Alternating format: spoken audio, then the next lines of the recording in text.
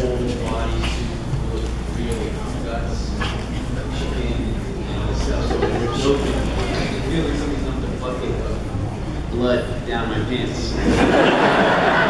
So it's as real as it gets, man. You're really in it. Everybody does such a good job of making it feel like it's exclusive to see. Right, listen, I'm Italian. I eat a lot of weird things. And the writers asked me to film it, so it was a lot of fun trying to do that. And as your character started, maybe it's just me, you seemed kind of hard-ass a little bit. You didn't want these new people in your house. You know, you had some daughters to protect. There was a lot of weird-looking guys. Probably a little smelly. I'm guessing they didn't shower often. So did you have like this fatherly instinct when you go into it, mode-wise? Like, this is how a father would act. This is how I have to portray the character. Well, you know, when it first started, Herschel had some ideas that were proven to be wrong. He thought that there was a cure for the disease that turned you into a zombie, like there was for the Black Plague, like there was for polio, and other diseases that were. Oh, you can't hear me? Is that better? All right. Trust me, it wasn't that interesting.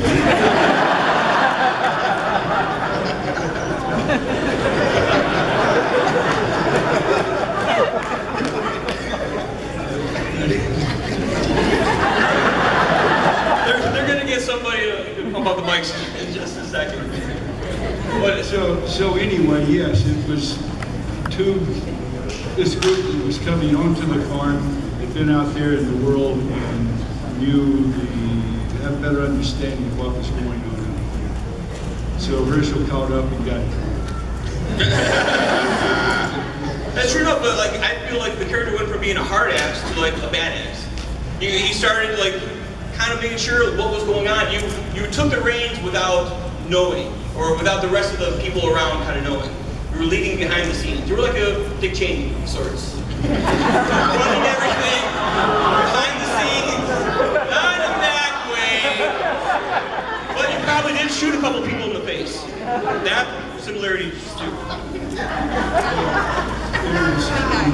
I just have one. He certainly learned how to use a shotgun. And Everyone agree?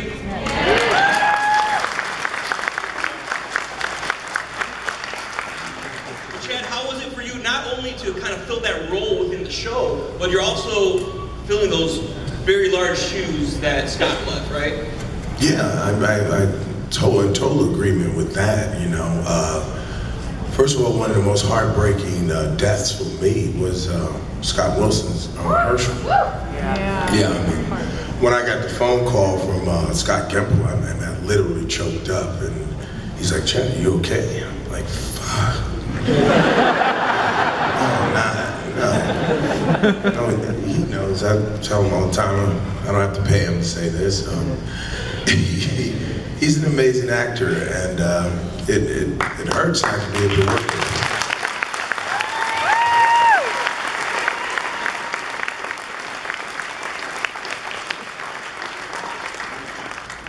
everyone up here is an amazing actor.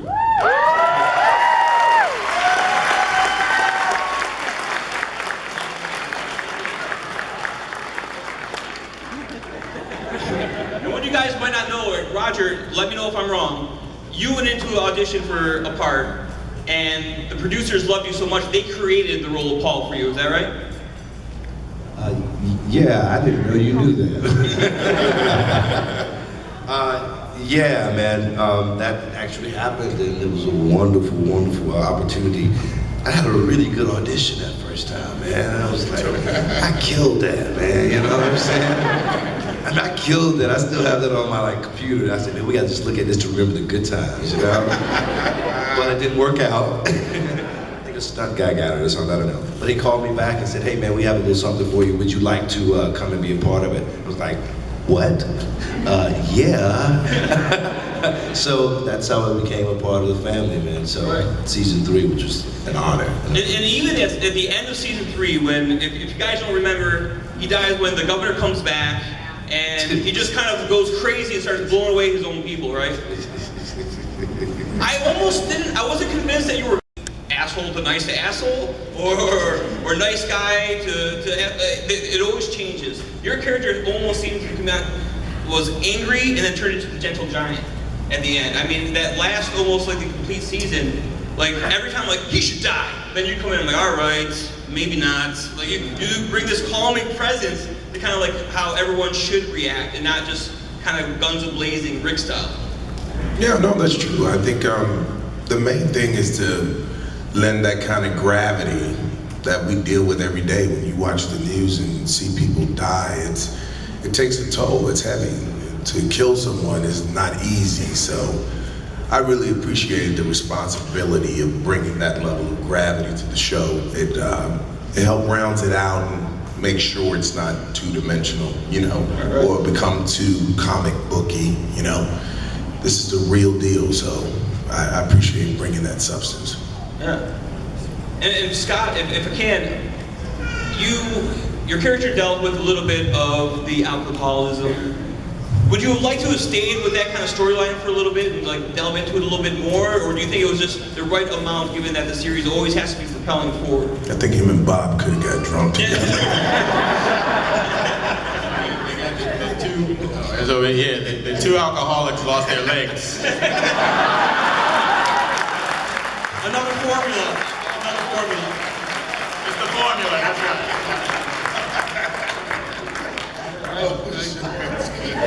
And that was my point, because with Bob, I feel like we did kind of see it evolve, the alcoholism, over, you know, a certain amount of time, whereas with your character, Herschel, it seemed like it was contained a little bit more, and maybe that's because the character, you know what, I've got a lid on it, I fell off for a minute, I was doing some heavy shit, and then I'm right back into it, or do you think, like, no, it would have been better if we spread it out a little bit more? All I know is every time Herschel went looking for a bottle, he had to find Bob.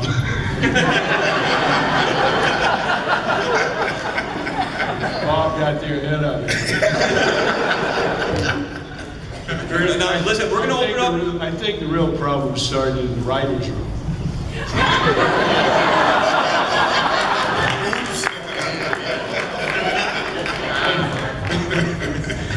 They were fighting over the bottles in the writer's room.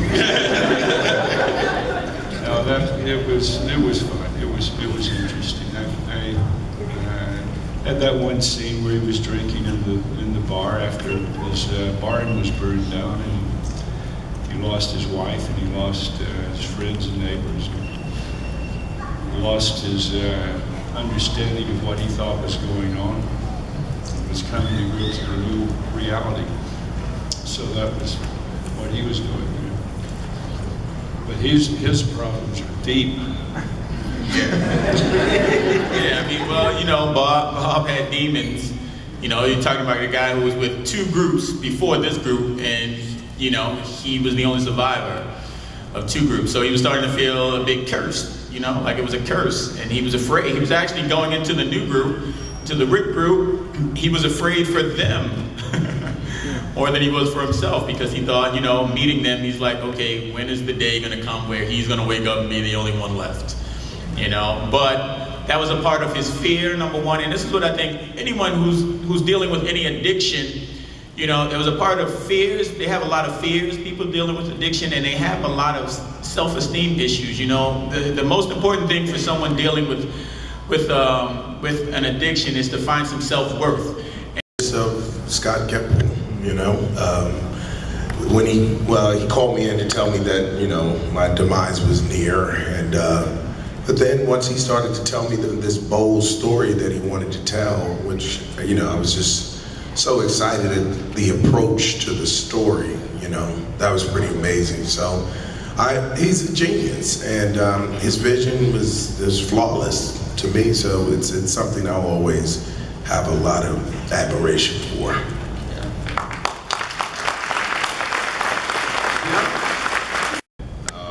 With the evolution of Tyrese's character and how he sort of turned into this nurturer, this caretaker, and the moral compass of the show, of the group. Do you think that there was any sort of symbolism behind how he met his demise? Yeah, I do. Again, out of the genius mind of Scott, it was an homage to the man. It was a just kind of, how should this man go out? You know, how really should this man go out? You know, and he just took a lot of care and concern, and he honored the man. There was a great deal of respect and admiration on Scott's behalf for the man. So that's why we were able to shape something that, you know, as you're drawing all those lines with the symbolism of the man, that's why, because he was just like, what is the measure of this man? And he's huge. He was a titan, you know, but also gentle. So it's really cool. Everybody every day filming because you guys are dead now. Well, you know, I mean, this is the first time that, you know, they started up, you know, they started shooting the new season. It's like, I'm not there. So you feel the pangs of that, but it's a good thing because, like we've always said, it's a community, it's a family. It's, you know, you want to go to work and not feel like you're going to work. And so that's the experience we all look for, you know. So it's not unlike missing being on The Wire, you know. Yeah. It was a great community of folks who are passionate and driven and incredibly intelligent and creative. So yeah, you miss that, but you know that you've been afforded the opportunity to have that experience. So you just look forward to having it again in another job. Yeah, it's like we see each other. It's like losing a family member, because when you come into the show, it's hard to shoot the show because you're in Atlanta, it's hot, it's muddy, you're in the forest, there's ticks, there's bugs, there's all. So it draws everyone together really quickly, you know, everyone's suffering together, right, on the show. So everyone comes together really quickly, right? It's like a family, so it's like losing a family member, but it affords us the opportunity to come and do these type things where we get to see each other all the time, you know, we stay in touch all the time. We've all shared a special experience, and you know, we share it for life now. So it's pretty cool. And then when you go into another, like I'm on something else now, you know. So you know, it's I'm meeting a whole new family now. You know what I mean? But it doesn't take away from this family. And Michonne, you know, but obviously they weren't going to go that way. No, I don't think it was going to happen. Like I said, honestly, I was not opposed to it, but that wasn't the vision of our showrunner or writers. No, they didn't see it that way. They still have in a place of still dealing with the loss of Karen, you know, which was a huge loss. I definitely wanted to work with Melissa Ponzio more, you know. She's also gorgeous. But there was still hints in the show. You were spending so much time with Carol. There were kind of nods to maybe not a romance, but there was a special connection between the two characters. I totally agree with that. But I mean, at the same time, like going into season 4, right? Or going into season 5. It was I wanted the relationship to evolve even more, and they didn't. They're like, no, back up. You know, you're getting ahead of it. It's not. You're still trying to figure out where you stand with this woman, even though you forgave her, which was good though. You know, I'm probably a lot more forgiving than, you know, or forgiveness lands on me probably a little easier than it did for Tyrese. The way they wanted it, like you don't know for sure. It's still touchy-feely, you know, you're not sure where you stand with her. Like, sometimes I just have to be like watching her like, what the fuck is she doing? You burned my leg, you know, just like, so the wheels had to keep turning. And so, whereas Chad Coleman was already ready to move on with her. I mean, I see her beauty, I see her power, I see her humanity. Clearly, it was an amazing character, but they wanted to, you know, backpedal off that. Brianna? The rest of you found out you were going to die, and and then how soon after that you were shooting your death scene, and if there was any kind of emotions that went to that scene. Okay. Well, I'll go first because it was really rather quick in a way. For me, I love the show. I've said that already. When I found out what was going to happen, I was hurt, man. I was hurt because I didn't want to go. It was just a great show, and everybody was really cool and embraced me. So it took me a little while. I won't lie. It took me a little while to get over it, but I was just still at the end of the day, like Chad was saying earlier, so glad to be a part of it, though. So that I have that experience, and no one can ever take that away from me. But it hurt. He doesn't want to. I'm gonna give you a little inside scoop of what happened. This is how crazy it was. At that time, the showrunner was Glenn Mazzaro. Now, me and this guy right here, we did theater together in Atlanta. We hung out together in LA. He's really my friend. So we thought there was going to be an opportunity for him and I to be buddies in season 4. And Glenn said that, and then he went back and switched the whole thing up and killed him. So it was like, we literally went from elation to like pretty much flat on our face, like damn. Because we were so excited that we were going to be able to really work together. So I just gave you a little inside scoop on that. That's what happened.